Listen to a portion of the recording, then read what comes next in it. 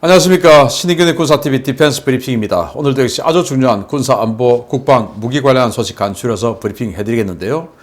나토의 항모전단 2개가 연합했습니다. 그것도 프랑스와 영국 항모전단이 합동으로 지금 합쳐졌고, 거기에 대해서 러시아가 초음속 대함미사일을 동원해서 대치하고 있습니다. 상황 알려드리겠고, 또 이 극동지역 동양에서는 중국의 철천지 원수인 베트남이 러시아제 수호이 57 스텔스 전투기 산다는 겁니다. 중국 큰일 났네요. 보겠습니다.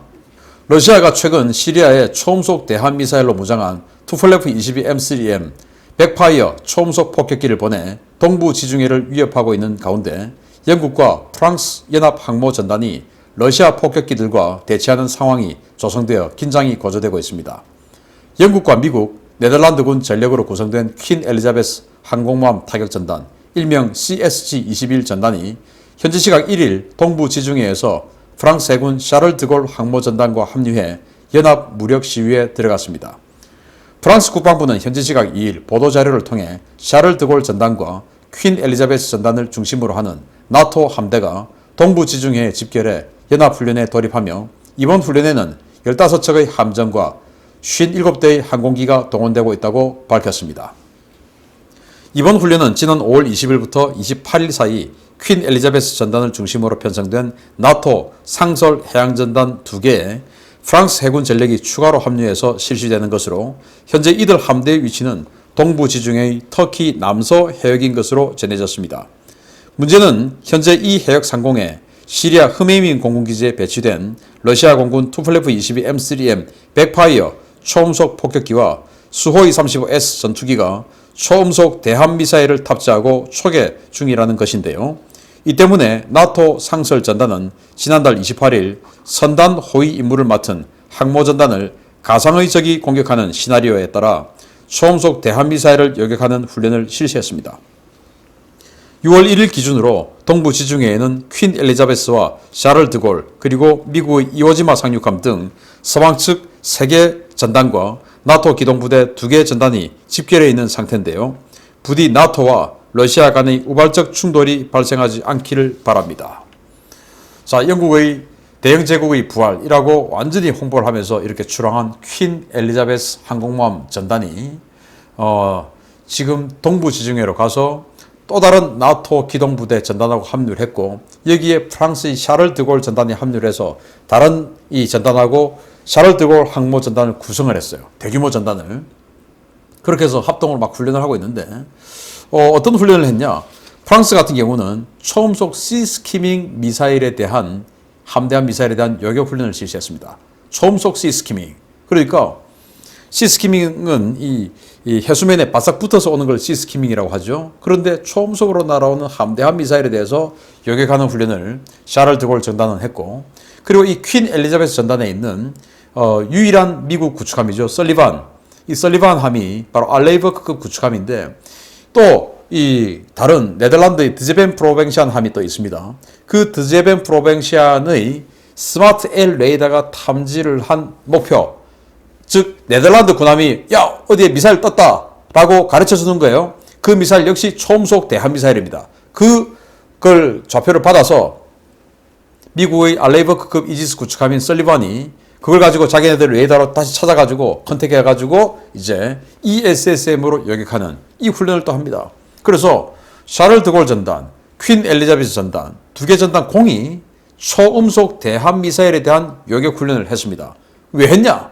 바로 이 지역에 러시아의 백파이어 폭격기가 최신 전투기인 수호이 35의 엄호를 받으면서 지금 여기에 초계를 하고 있는데, 여기에 초음속 대함미사일인 KH-32가 탑재가 되어 있어요. 즉, 이 퀸 엘리자베스 전단, 영국 전단과 또 프랑스 전단인 샤를 드골 항모 전단이 공이 러시아의 초음속 대함미사일에 대한 대응을 하고 있다. 러시아는 항모 전단을 때리기 위해서 초음속 대함미사일을 장착하고 있다. 그걸 지난주에 제가 알려드렸지 않습니까?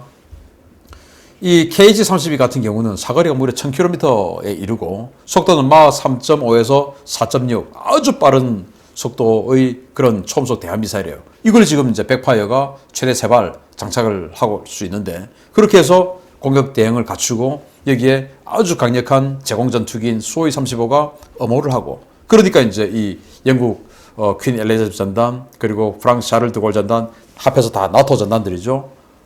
초음속 미사일에 대한 요격 훈련을 하는데 서로 이것은 대치하고 있는 겁니다. 자, 이렇게 대치만 하지 결코 실제 발사하는 일은 없기를 바라고, 이렇게 지금 터키의 남서부, 바로 이제 키프로스 섬 인근 아니겠습니까? 이 키프로스 섬 인근이 또 시리아 근처고, 그래서 직접적으로 대치를 하고 있는데, 이 군사력의 대치 상황, 대치만 하지 충돌하지는 말기를 바랍니다.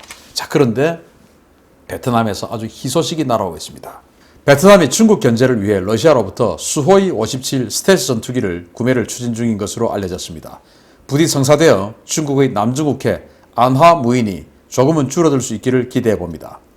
러시아 국영 무기 수출 기업인 로서본 엑스포트가 현재 4-5개 국의 동남아 국가들과 수호이 57 스텔스 전투기 판매 논의를 진행 중이라고 러시아 관영 타스 통신이 현지 시각 2일 보도했습니다. 타스는 로서본 엑스포트 고위 관계자를 인용해서 현재 몇 개국과 수호이 57 수출과 관련된 협의가 진행되고 있는데, 동남아시아에서는 4-5개 국가가 수호이 57에 큰 관심을 보이고 있다라고 보도했습니다. 로서본 엑스포트가 언급한 동남아 수호이 57 도입 후보국은 공식적으로는 어느 국가라고 공개되지는 않았는데요.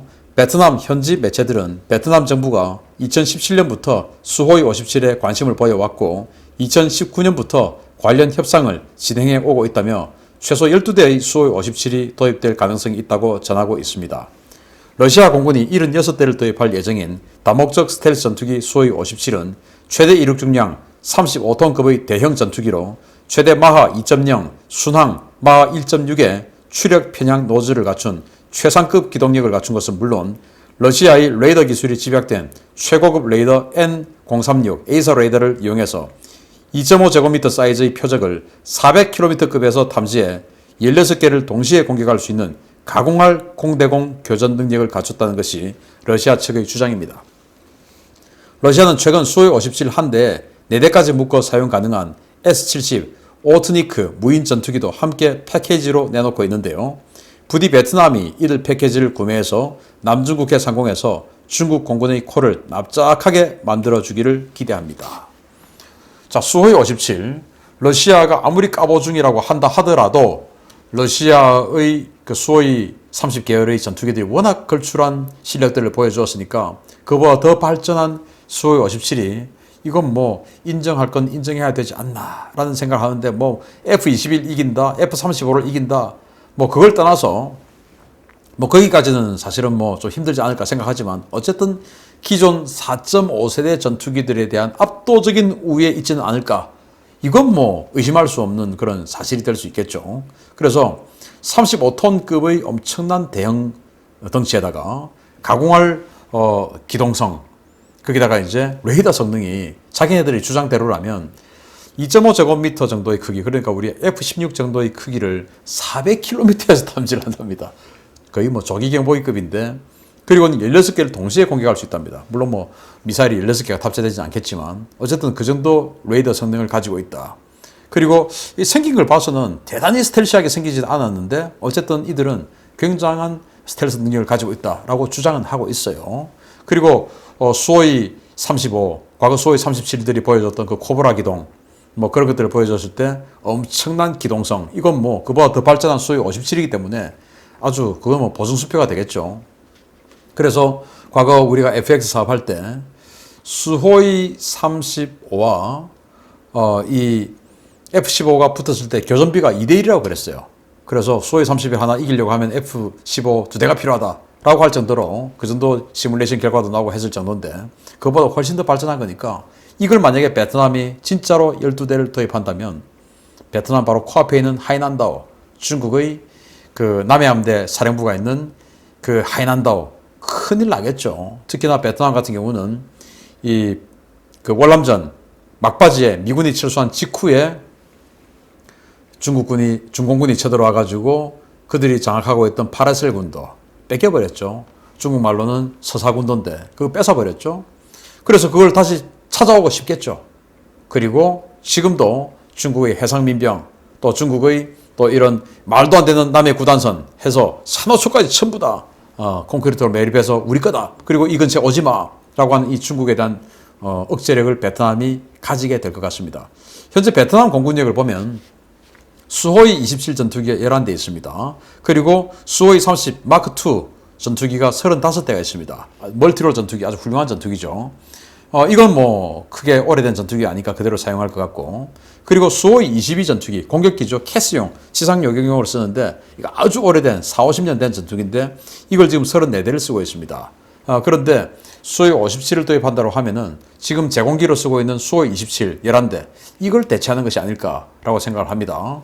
그래서 수호이 27 오래된 수호이 27을 수호이 57로 대체를 한다면 베트남 공군의 전력이 완전히 업그레이드 되는 것이 되고, 지금 베트남 해군은 킬로급 잠수함 6척을 도입했죠. 여기다가 초음속 미사일까지, 잠대한 미사일까지 장착을 해놓고 있는데 이게 중국군에게는 굉장히 부담스러운 전력인데, 바닷속에도 부담스럽고 하늘에서도 만약에 수호이 57이 12대가 딱 떴다 이러면은 하이난다오에서 뭔가 어떤 행위를 하기가 굉장히 부담스럽지 않을까. 하이난다오에는 이 산둥함을 지원하는 중국 해군 항공대 기지가 있죠. 여기에는 이제 J-15, 그러니까 러시아의 수호이 33 함재 전투기를 뺏긴 짝퉁 J-15가 배치가 되어 있는데, J-15하고 수호이 57하고 붙으면 거의 뭐 학살 수준의 결과가 나올 겁니다. 베트남 부디 협상 잘해서 진짜로 수호이 57 도입해서 중국 콧대 납작하게 만들어주기를 바랍니다. 마치겠습니다. 감사합니다.